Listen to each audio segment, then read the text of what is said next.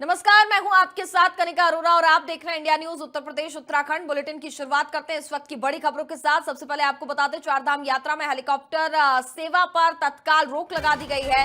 Helicopter हादसे के बाद प्रशासन ने यह बड़ा फैसला लिया है। यात्रियों की सुरक्षा को देखते हुए उड़ानों पर रोक लगा दी गई है।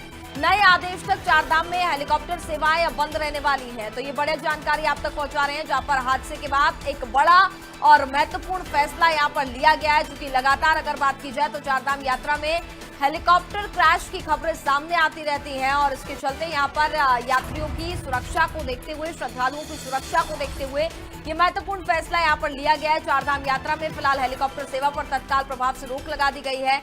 हादसे के बाद प्रशासन ने ये बड़ा और महत्वपूर्ण फैसला यहां पर लिया है। यात्रियों की सुरक्षा को देखते हुए उड़ानों पर फिलहाल रोक लगा दी गई है, क्योंकि लगातार हेलीकॉप्टर सेवा जानलेवा साबित हो रहा है।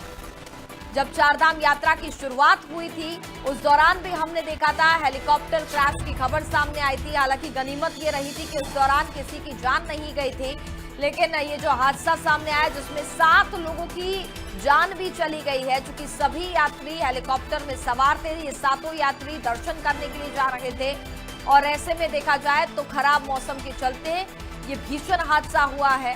तस्वीरें भी आपको दिखा रहे हैं, जिसके बाद प्रशासन ने ये महत्वपूर्ण फैसला लिया है और हेलीकॉप्टर सेवाओं को फिलहाल बंद कर दिया गया है।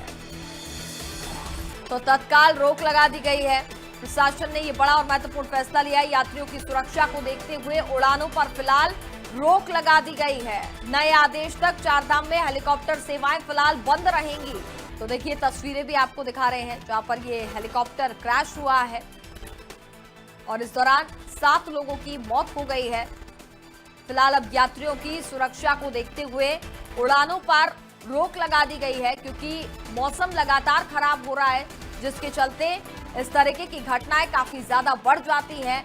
और ये ताजा ही मामला जो सामने आया है हम आपको बता रहे हैं, जहां पर हेलीकॉप्टर क्रैश में 7 लोगों की मौत की खबर सामने आई है, जिसके चलते यहां पर प्रशासन की तरफ से महत्वपूर्ण फैसला लिया गया है और फिलहाल हेलीकॉप्टर सेवाओं को बंद कर दिया गया है। यात्रियों की सुरक्षा को देखते हुए उड़ानों पर रोक लगा दी गई है और अगले आदेश तक, नए आदेश तक चारधाम में हेलीकॉप्टर सेवाएं बंद रहेंगी। मुख्यमंत्री पुष्कर सिंह धामी ने भी इस पूरे हादसे को लेकर के गहरा दुख प्रकट किया है। साथ ही साथ अब पूरा ऑडिट वहां पर किया जाएगा।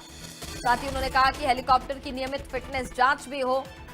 मुख्यमंत्री पुष्कर सिंह धामी ने इस हादसे पर गहरा दुख भी प्रकट किया है। तो ये बड़ी जानकारी आप तक पहुंचा रहे हैं और तस्वीरें भी आपको दिखा रहे हैं, जहां पर खराब मौसम के चलते ये हेलीकॉप्टर क्रैश हो गया और इस दौरान इसमें 7 यात्री इसका शिकार हो गए, इसकी चपेट में आ गए। 7 यात्री की बताया जा रहा है कि मौत हो गई। और वहीं मुख्यमंत्री पुष्कर सिंह धामी ने भी इस पूरे हादसे को लेकर के गहरा दुख प्रकट किया है।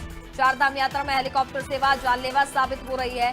हादसे के बाद ही क्यों जागता है सिस्टम? पहले सुरक्षा जांच आखिरकार क्यों नहीं की जाती है? क्या हेलीकॉप्टर कंपनियों पर सरकार ने कभी ठोस निगरानी की है? ये महत्वपूर्ण सवाल है। चारधाम यात्रा में वीआईपी संस्कृति के चलते क्या आम श्रद्धालु खतरे में हैं? अब तक हुई घटनाओं की जांच रिपोर्ट कहां है और आखिरकार इसका जिम्मेदार कौन है?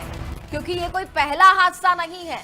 इस तरीके के कई हादसे सामने आ चुके हैं, लेकिन उसके बाद भी इन हादसों पर लगाम नहीं लगती है।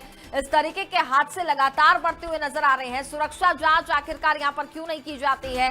क्या हेलीकॉप्टर कंपनियों पर सरकार ने कभी ठोस निगरानी की है? क्या इनके मेंटेनेंस को लेकर के साफ तौर पर निगरानी यहां पर की जाती है? अब तक हुई घटनाओं की आखिरकार जांच रिपोर्ट कहां है? क्योंकि इससे पहले भी कई घटनाएं हो चुकी हैं, उनका कुछ अता पता नहीं है कि उनकी जांच रिपोर्ट आखिरकार कहां है। कौन इन घटनाओं का जिम्मेदार है? ये महत्वपूर्ण सवाल है जो इंडिया न्यूज उत्तर प्रदेश उत्तराखंड आपसे पूछ रहा है। और साफ तौर पर देखा जाए तो कहीं ना कहीं इसमें लापरवाही भी बरती जाती है, जिसके चलते आम लोग, आम श्रद्धालु इसका शिकार हो रहे हैं। तो ये बड़ी जानकारी आप तक पहुंचा रहे हैं। इस पूरे हादसे को लेकर के भी मुख्यमंत्री पुष्कर सिंह धामी ने भी गहरा शोक प्रकट किया। सीएम धामी ने हेलीकॉप्टर संचालन के लिए कड़े निर्देश दिए हैं। राज्य में हेलीकॉप्टर सेवा के लिए सख्त एसओपी बनाई जाएगी। तकनीकी जांच और उड़ान से पहले मौसम की जानकारी बेहद जरूरी है। दुर्घटनाओं की जांच के लिए उच्च स्तरीय समिति गठित की गई है। सुरक्षा को सर्वोच्च प्राथमिकता देने का आदेश भी यहां पर जारी किया गया है।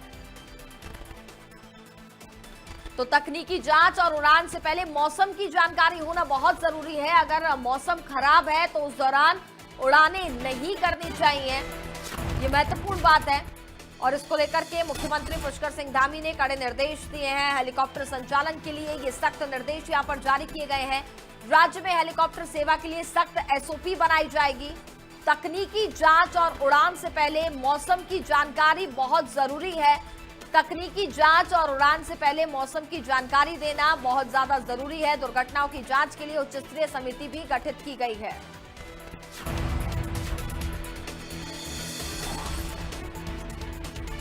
ज्यादा जानकारी के लिए संवाददाता कुलदीप राणा इस वक्त हमारे साथ लाइव जुड़ चुके हैं।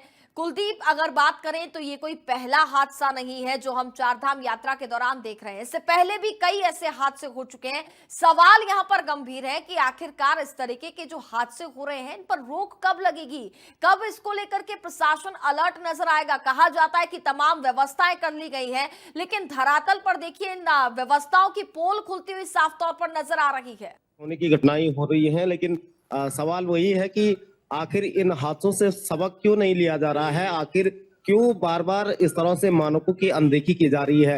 अगर आज के हादसे की बात करें तो आज भी सुबह तड़के 5:30 बजे अगर इस हेली ने उड़ान भरी है तो कहीं ना कहीं ये पूरी तरह से मानकों की अनदेखी है। क्योंकि जो इनका वैसे टाइम है वो 7 बजे बाद ही इनका टाइम होता है जब केदारनाथ में धूप खिल जाती है। लेकिन 5:30 बजे अगर हेली का संचालन हो रहा है तो इससे निश्चित तौर पे ये कहीं ना कहीं लापरवाही है, मानकों की अनदेखी की गई है। और इससे पहले भी इसी साल 2025 में ये तीसरा हादसा है। इससे पहले एम्स की एयर एम्बुलेंस केदारनाथ के हेलीपैड के निकट इमरजेंसी लैंडिंग वहां पे करनी पड़ी थी। इससे पहले पिछले सप्ताह 7 जून को भी जो बड़ासो से क्रिस्टल कंपनी का एक हेली टेकअप के दौरान दुर्घटना का शिकार हो गया था। तो इस तरह से लगातार अगर हो रही है हेली दुर्घटनाएं तो कहीं ना कहीं साफ तौर पे कहा जा सकता है कि पैसे कमाने की होड़ में जो ये निजी कंपनियां हैं ये लोगों की जिंदगियों को जोखिम में डालने का काम कर रही है।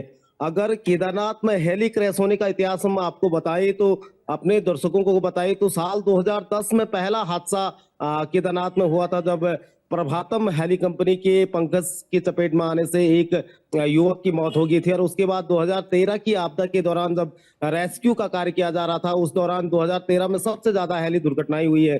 21 जून को जंगल चट्टी के आसपास हेलीकॉप्टर दुर्घटना ग्रस्त हो गया था जिसमें पायलट की मौत हो गई थी। 24 जून 2013 को गौरीकुंड में हेली क्रैश हो गया था जिसमें एक पायलट और इंजीनियर की मौत हो गई थी। इसके अलावा 25 जून 2013 को केदारनाथ में राहत बचाव में लगे सेना के Mi-17 हेलीकॉप्टर पहाड़ी से टकराने से 20 सैन्य अधिकारियों की मौत हो गई थी इसमें। इसके अलावा 28 जून 2013 को भी एक हेलीकॉप्टर हादसा यहाँ हुआ था जिसमें पायलट और को पायलट समेत 3 लोगों की मौत हो गई थी। इसके अलावा 3 मई 2018 को भी निर्माण सामग्री ले जाता हुआ एक Mi-17 क्रैश हो गया था जिसमें पायलट की मौत हो गई थी। 2019 में भी फिर से एक टेकअप के दौरान इमरजेंसी लैंडिंग करनी पड़ी। 18 अक्टूबर 2022 को भी गरुड़चट्टी में आयरन कंपनी की हेलीकॉप्टर क्रैश हो गया था जिसमें 7 तीर्थयात्रियों की मौतें हो गई थी। 2023 में भी हेलीकॉप्टर के पंखे से जो युकाडा की अधिकारी थी उनकी गर्दन इससे कट गई थी। तो 2025 इसी साल जिसका मैं जिक्र कर रहा था इससे पहले कि एम्स का एयर एम्बुलेंस यहाँ पे इमरजेंसी लैंडिंग उनकी कही थी। गनीमत रही कि इस हादसे में कोई हताहत नहीं हुआ। पिछले हफ्ता जो टेकअप के दौरान जो हेली क्रैश हुआ था राष्ट्रीय राजमार्ग पर उसमें भी गनीमत ये रही कि कोई जानमाल का नुकसान नहीं हुआ है। लेकिन जिस तरीके से यहाँ पे हेली दुर्घटनाओं की संख्या बढ़ रही है, जैसे जैसे केदारनाथ धाम में तीर्थ यात्रियों की संख्या में इजाफा हो रहा है वैसे वैसे हेलीकॉप्टर दुर्घटनाओं की संख्या में भी इजाफा हो रहा है और कहीं ना कहीं मानकों की बिल्कुल कहीं ना कहीं मानकों की अनदेखी यहाँ पर की जा रही है और लगातार इस तरीके के हादसे साफ तौर पर बढ़ते हुए दिखाई दे रहे हैं। फिलहाल कुलदीप आप बने रहिए हमारे साथ, आगे भी आपका रुख करते हैं।